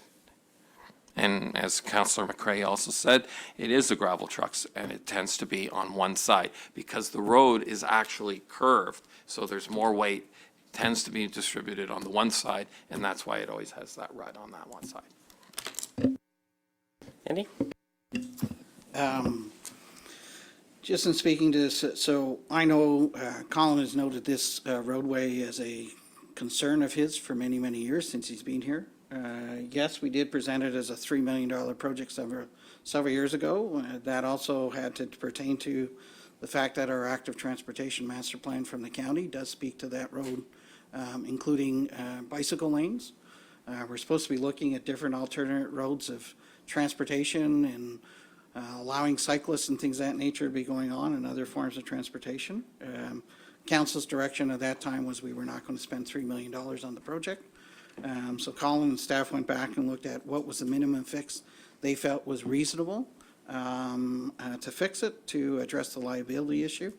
And this is what they are recommending from a safety and a concern of a liability of the reports that we receive from accidents, from people reporting about the condition of the road. And what you're hearing from you today is your engineer's recommendation of the minimum standard to be able to repair this road. Yes, you can go in and fix a pothole here. All you're going to do is Band-Aid solution it for another couple of years. We're having a long discussion about rural roads and gravel roads. and the under maintenance and the other things that we haven't done over many, many years that should have been doing to the rural roads. We're now trying to address that and put substantially more dollars into that. But that is what happens when we do not spend the appropriate dollars and take the recommendations that your staff have professionally looked at the road and had other professional engineers looking at the road and making recommendations. So I have a concern that this has been a road that has been a safety issue for many years. Staff have looked at not doing what was supposed to be is a major arterial road connecting back through the rural and connecting through the Waterloo region with cycle lanes. We have a lot of tourists, and if you go onto some of the data from our cyclists, from the Strava and apps and things of that nature, that's a very heavy road that's being used. And we're now putting the liability of not only just truck drivers, but residential as well as cyclists on that road if we do not address that road. And I'm only here supporting Colin's recommendation that that is the minimum of what staff believe needs to be done on that road. If you want to spend $400,000 or $500,000 on it this year and come back and spend another $400,000 or $500,000 in 3 or 4 years and then spend another $400,000 or $500,000, we're going to be right back up to the $3 million except the bicycle lanes. So that is staff's recommendation, and it's now for council's decision whether you want to proceed with that road in the recommendation that the engineer has provided, or direct staff to do a minor fix to the road. Councillor Kitchels? The suggestion I'm making is not filling in potholes, okay? It's about cutting pieces of that road that are very deteriorated, that have probably 50 little patches on them.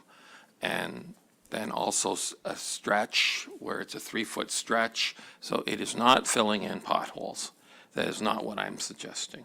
I see this in many municipalities, and it's a way they correct their rural roads that are very well traveled, that are major connecting routes, and they choose to fix it earlier.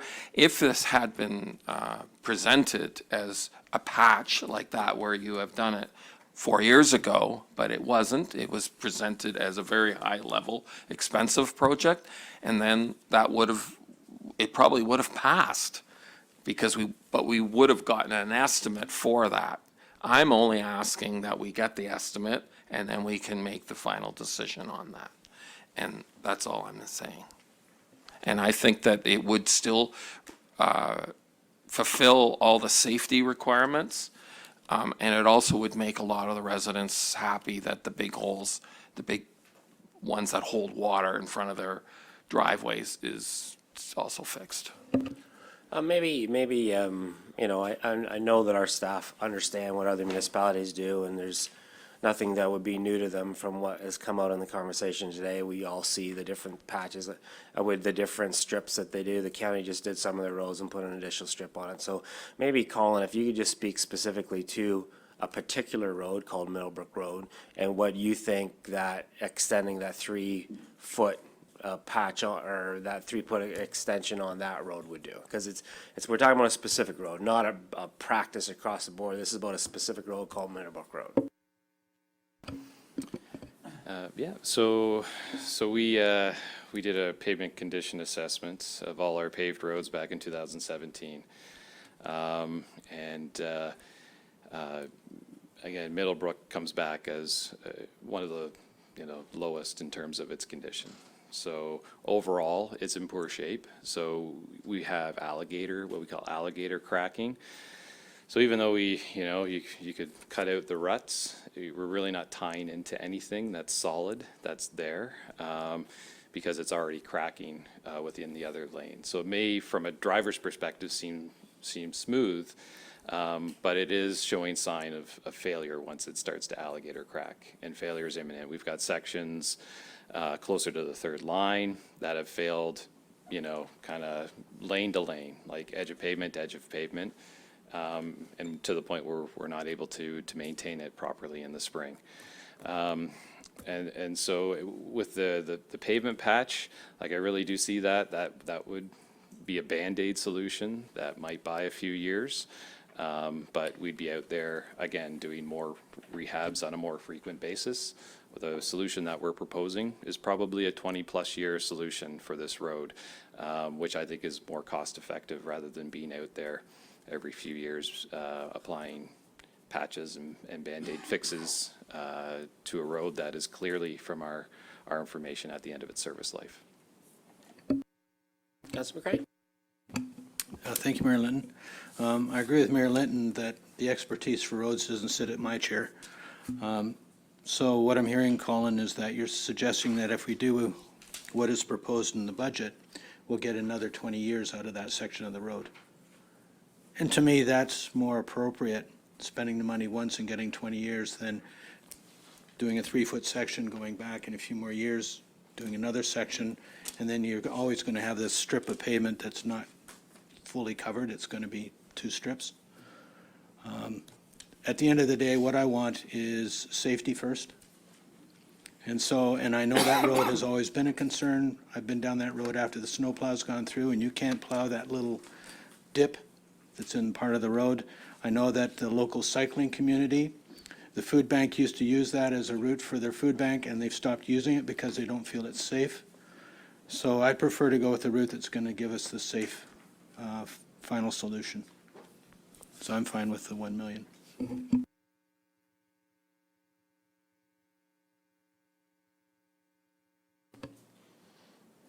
Okay. Okay, moving on to urban roads. So I'll just point out there are a couple of what we call integrated projects. So there's some road projects in here that also have water and sewer components. So they surround the Carlton Place area. So in under roadways urban, there's Carlton Place, Victoria to Wellington Road 7. There's Carlton Place, Metcalf to Victoria Street. And there's also Victoria Street, Carlton Place to Water Street. And there's another integrated project with St. George Street East, Herrick Street to Gartshore Street in Fergus. Actually, those are the only 2 I was going to point out in here. So if anybody has any questions. Councilor Kittrus? Those integrated projects that are on Carlton Place, are they to service the developments that Pearl is doing? And I'm wondering if, so that's my first question. And the second one is, are they paying DC charges towards that? You want to answer that, Colin? Sure, I'll take a start and we'll go from there. So Carlton Place is a full reconstruction, and there's a few objectives I'd say we're trying to accomplish. You know, from a design philosophy, it is in the central business district, so it's in the downtown. So with it kind of transitioning into more kind of retail space, we've already got 54 Victoria Street with retail there. We are looking, we're proposing to do kind of a more urban downtown feel within that street. So essentially, with that, you know, would be the decorative street lights would be along there, like the downtown Laura standard street lights. The overhead hydro would be buried underground in 2 ducts, as well as the other utilities. And so that project also would provide replacement service connections for future phases of Pearl's development. It would also eliminate, I think there's 3 storm sewer outlets kind of crossing the parking lot, the Little Folks parking lot, and it'd be proposed that those would be consolidated down to 1 existing storm sewer outlet. So a few different objectives kind of to be accomplished as part of that project. And in terms of the DC, there is a development charges component to the project. I believe on the road component, it's a 50-50. It's 50-50. Yeah, so it's a 50% development charge funded component on the road side. Yeah, have anything else to add? Or? That's actually what we were looking at. Yeah, Dan? Yeah, just Just to clarify, yeah, there are various degrees of growth-related components to all of the Carlton Place projects. The road components are predominantly 50% growth-related. And I believe you asked about Pearl paying development charges. Yes, they do pay development charges. So are they? So are they paying part of this? Because this is like around $2.7, $2.8 million. So they're paying, do you know what portion they're paying for this? They pay development charges in general based on their development. It's not specific to these capital projects. It goes back to that discussion we had earlier where developers pay DCs to benefit the township as a whole. And the township as a whole has growth in various components of the township. And the funding works township-wide, not by specific components of the township. Colin? Yeah, and I would just add, kind of similar to Price Street, when we did the Price Street reconstruction, Pearl did have direct costs in that contract. So even though the township did the work, Pearl contributed, I forget the exact number, but I think it was 116 or something. But they contributed to the services for the property. So there was a new sanitary, new water service directly constructed to the property line, some utility ducts for their telecommunications that were put in specifically for Pearl and funded by Pearl. So I would expect there'd be a similar arrangement, a similar circumstance. We haven't quite got into those level of details yet, but there'd be a similar agreement, a service finance commitment agreement reached with Pearl for a portion of the Carlton Street works as well. So the items that they require for their properties, they'll pay for. But for That's the correct. the general DCs related to that street reconstruction that we have to do anyway, that just comes, 50% of that comes from the DC fund, the DC reserve fund. Okay. Councilor Kitchus? Again, I think that when you have an open house about projects, it would be very good to clarify about the DC charges surrounding that area, because it's not, you just don't want to have the perception that, you just want to know who's paying for what, and I think people would be appreciative if they could see that when the open house happens. Not that I'm going to be there, but. I just wanted to add a little component to that. As councillors, we also we communicate out to citizens and groups, so it's important for us to be able to communicate that the differences in how development charges work as well. So that's part of that role is on us too.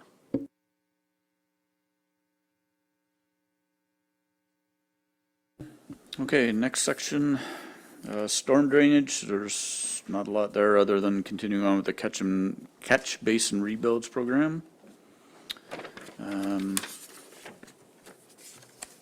We're into water and sewer. I will point out that we did notice after this was released on Thursday morning, there are a couple of items that need to be shifted here, and I'll just point them out. Under sewer, the first item, 2010-024, St. Andrew Street West, Berdolbin to Provo Lane. That's actually a redundant project and needs to be canceled, actually. Okay, so these have no impact on the tax-supported or the $4 million that's available. These are funded strictly from water and sewer. The third item down, 2012-031, St. Andrew Street West and Menzies Lane, Tower Street to St. David Street, $620,000. That needs to move to 2023. And it aligns with the very first project under Waterworks 2010-018 on the same page, just further down, $680,000. That needs to move to 2023 as well. So we'll make those changes before the draft budget's pulled together in November. So I will point out there, as I mentioned before, under sanitary sewer and underwater, there are some Carlton Place components here, and there's also the sewer and water components of St. George Street East, Herrick to Gardshore. So typically, we usually just combine water and sewer together for questions.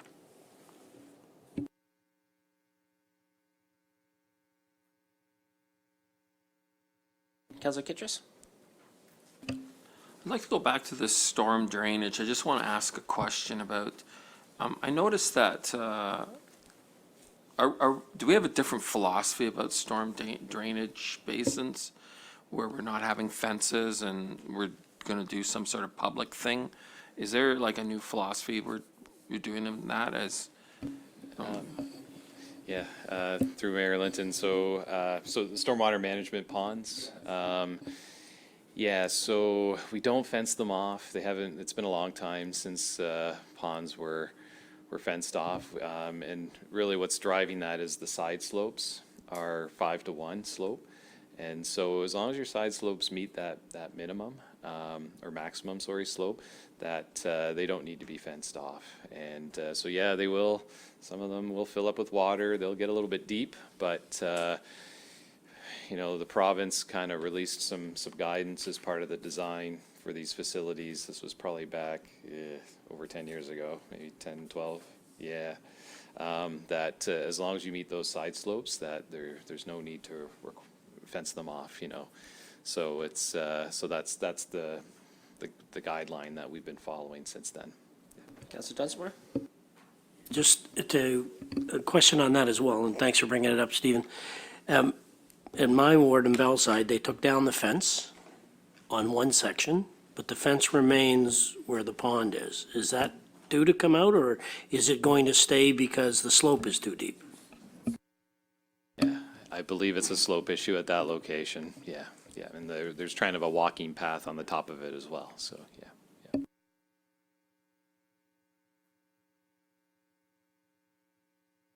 So sewer and anything on sewer or water? Mark?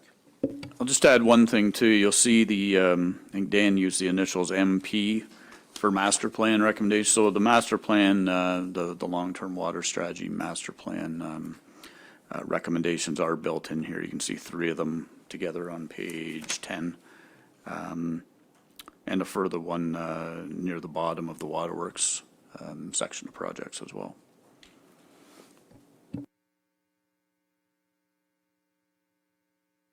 Councillor Kitchers?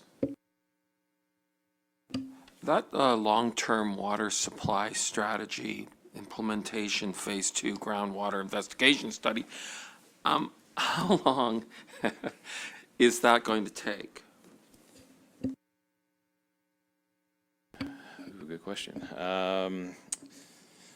So this is really the first phase of looking at new water supply sources. I think phase 1 was well optimization, so looking at F2 and F5 in terms of deepening. But this phase 2 is drilling new wells, test wells at those 3 locations, kind of primary. It was 3, 5, and 8, if I recall correctly, and basically, yeah, start to do a little short-term pumping test at those locations, see if if they look promising, go into a longer-term pumping test, and then if there's a Class EA, a Class Environmental Assessment that would be required.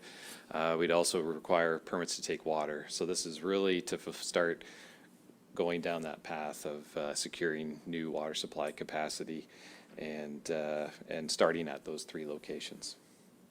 Just remind us what amount is development charges for this one? Probably 100%. Should be 100%. Thank you. So, sorry, 100%? It's 100% development development Okay. charges, yeah. Councillor Kitchers? So how long does that actually take? So you said you did the process, but how long would that take? Is that like 3 years or 5 years? Sorry, or? you caught me. That's why I stuck with the process, because it varies. Like, I've been in these, and it honestly could depend a lot on your reviewer at the ministry sometimes, like, because you get differing opinions, different thoughts in terms of what's an impact and what's not an impact. It'll be difficult to commit to a specific time frame, just that there's so many steps in the process. Like, even a class environmental assessment, anybody can challenge those, right? And issue a Part 2 order request, and that could send it into a year or two delay just on a part to order request. So, so it's going to be a bit of a journey to go to secure additional water supply, but you know, just given the growth, we have to get going. This is a high priority for sure. So just clarify, like the reason that we don't know the timeframes is because it's a very highly regulated process to go through, and we will always be able to blame the ministry.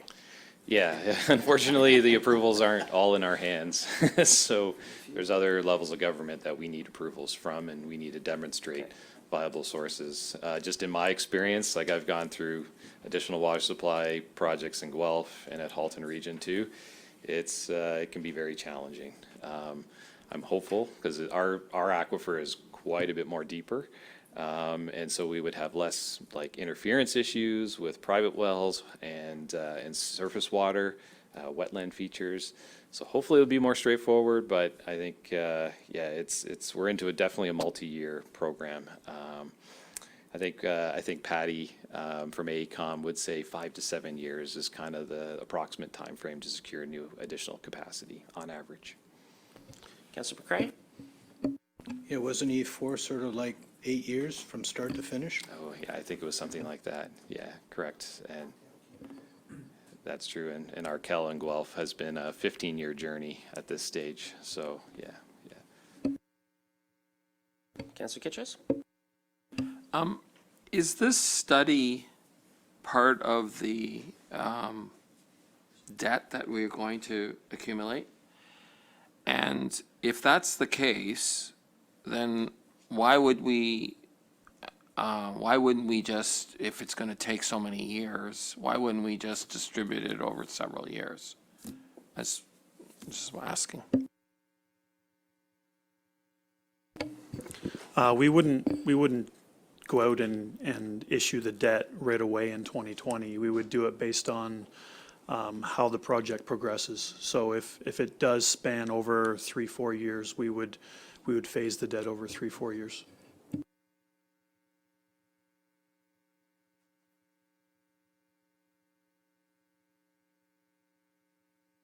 Okay, Parks and Rec?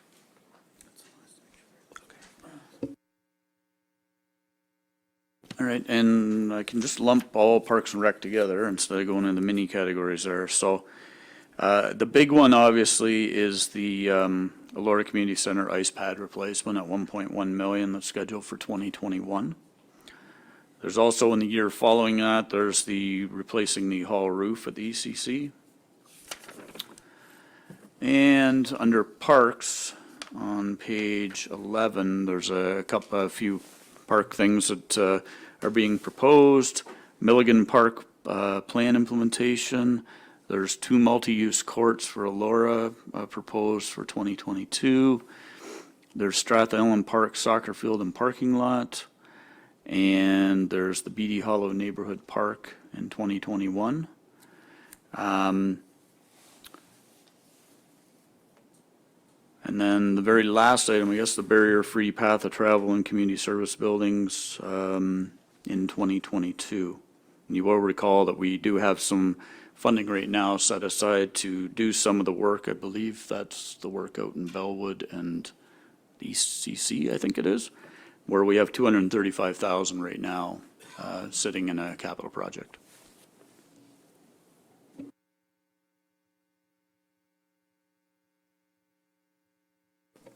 Councillor Kitchus? The Storybrooke East Park development, where exactly is that? Didn't we allocate money last year for that also? So is that like the same one, or? It is, the Storybrooke East is the first phase of the Storybrooke development that's underway right now. So there's the main neighborhood park is in that first phase. It's adjacent to a school. And I think the total cost estimate for the park, that would be the part that's development charges, there was $150,000, I think, in last year's budget, and then another $300,000 because it totaled $450,000.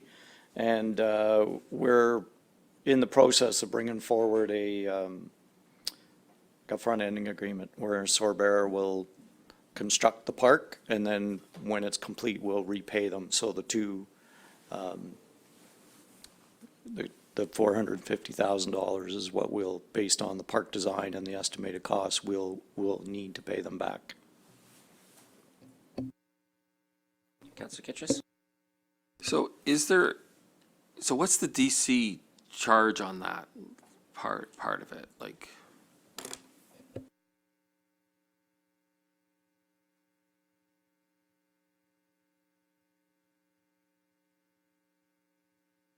Yeah, it's 90%. Actually, a number of the projects that I mentioned, just highlighted, they're 90%ers. So the multi-use courts in Laura, 90%. Milligan Park Plan implementation was 90%. Good. Councillor McCray? Thank you, Mayor Linton. I don't know if this is appropriate or not, but I was approached by Savour Water, just questioning why we're selling bottled water at our township-owned facilities, and whether or not we could slip into this some water fountains at our facilities instead of selling bottled water. If we're discussing budget, is this the place to bring it up? One, we do have water bill filling stations in our facilities currently.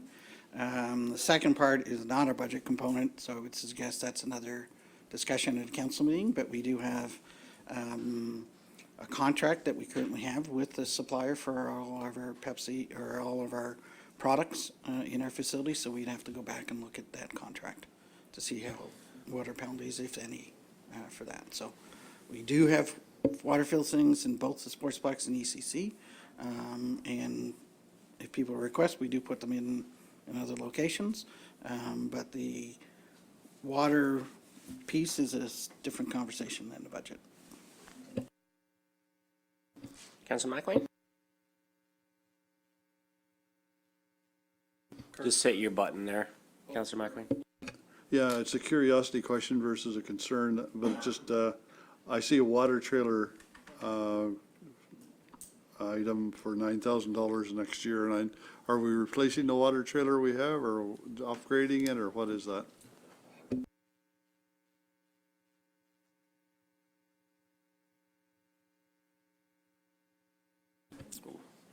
Welcome, Matt. You thought you were going to get away with this without having to go to the podium. close? Very close. Yeah, no, so, yeah, no worries. So it'll be an additional water trailer for, just right now, with the amount of plant material out there, we definitely need two going now. So it's not for people, it's for plants. It's for plants. Okay. Yeah. Thanks, Matt. Councillor Foster? Question for Tucker. Tuck, where are we at with potentially turfing the ECC, working with that umbrella group, the lacrosse, rugby, and I believe soccer? Is there any updates there? Yes, Pat and I are currently meeting with that group, and yeah, we're just looking at the different options, and just trying to put together, just basically putting all our thoughts together before we move forward and look at our options. Okay, thanks, Matt. Anything else on the Parks and Recreation side? Okay, Councillor Kittrus? I should ask this. For the urban forestry, how much have we spent so far on urban forestry as a total? And I see that, like, it was $250 there for a couple of years, and now it's going to go less. So I wanted to know, what was the total that we've spent so far? And I was wondering, how many trees have we actually planted, and how many trees have we cut down? Because that was what it was for, partly. So can staff answer that question, or you want to bring back the information? That's not something I would think that you need to have at your fingertips. You come back with the answers? Okay, so number of trees planted, number of trees cut down, and the total price that we've spent on urban forestry since when we started that program. We're okay with those three? We'll come back to council when we talk about the budget next time. Anything else from Parks and Rec? Anything else, Mark? No, I think that's it. Okay, so yeah, just a reminder, we'll probably be going through, when we get to this is just to provide some input to council before we have our budget first meeting for the budget, which is, when is that again? December 3rd? December 3rd? Okay, so we do have a recommendation here, 8.1. That I'll read out, that the Council of the Township of Center Wellington directs staff to include changes to the 2020 capital projects as outlined in Attachment D to the report COR 2019/76 dated October 7, 2019 in the 2020 draft county capital budget, and that the Council of the Township of Center Wellington directs staff to include the 2021 and 2022 capital projects as outlined in Attachment A to report COR 2019-76 dated October 7, 2019 in the 2020 draft capital forecast representing years where staff is given pre-approval to plan for capital projects. And that Council of the Township of Center Wellington directs staff to include the 2023 capital projects as outlined in Attachment A to report COR 2019-76 dated October 7, 2019 in the 2020 draft capital forecast representing the first year of the 7-year forecast period. Move for that recommendation. Councillor Dunsmore, seconded by Councillor McCray. All in favor of that direction?